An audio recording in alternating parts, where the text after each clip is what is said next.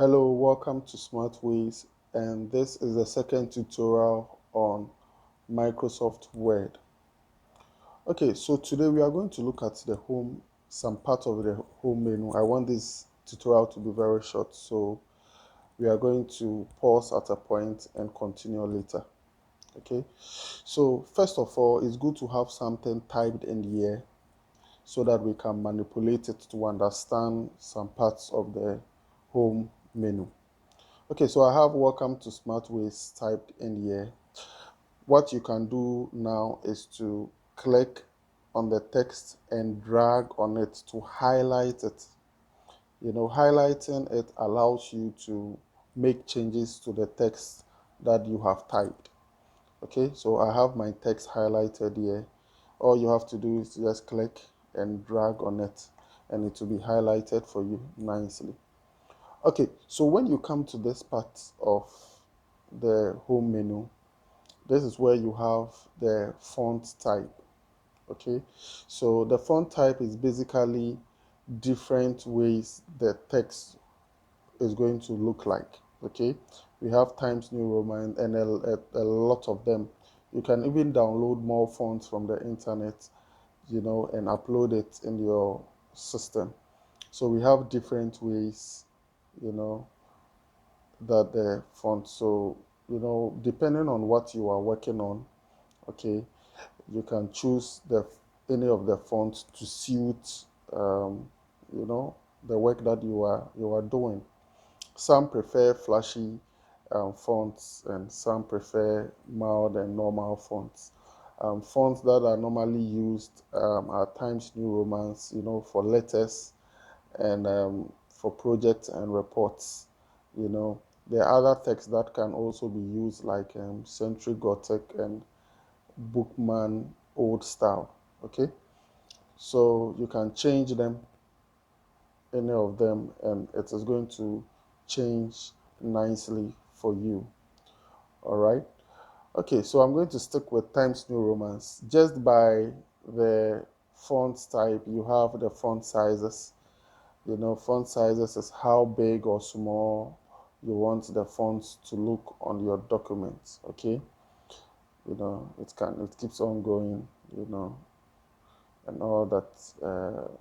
So it starts from 8 and it ends at 72, but you can make it bigger. We'll come to that. All right, so I'm going to stick to, let's say, 20, okay, 36, so that you guys can see.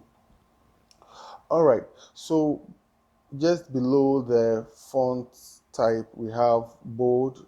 You click to make it bolder, or italic to slant it up a little,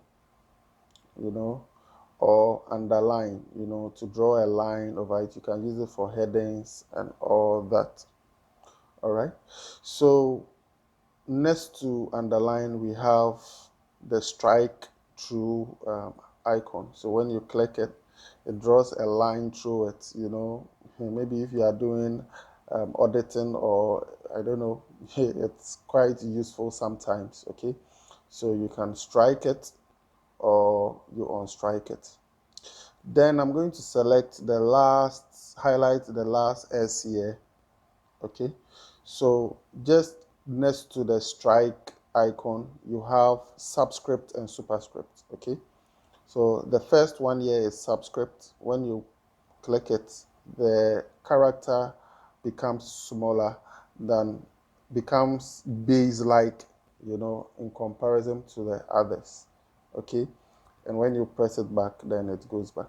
Then we have superscript. Superscript, you know uh, sends it higher than, or you can use this, when you are typing um, number bases, or you can use this, it's useful, when you are typing. Okay, so we have subscript, it takes it down.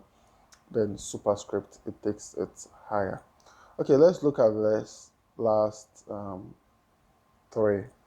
Okay, so we have increase font size. So when you press this, the font that you have highlighted becomes big and big and big and big, exceeding the 72 font size that was given to us. Okay, then the next one is decrease font size. When you press it, it reduces and becomes small till the desired one. Okay, so I'm going to highlight all this here, and I'm going to press the increase font size, making it way big, then decrease font size, making it way small. All right, then we are going to look at this.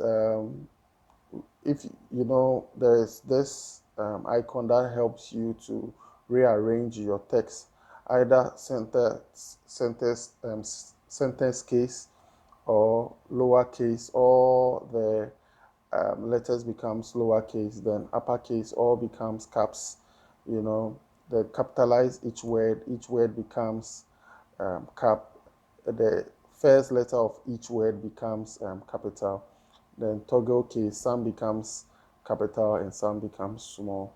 You know, this is quite useful when you are typing large, documents, and you can just highlight a section that you want to make uppercase, or and also highlight a section where you want to make lowercase, and this icon is going to do it automatically for you. Okay, so let's end here, okay, and continue in the next tutorial. Stay tuned. Please like and subscribe to the channel.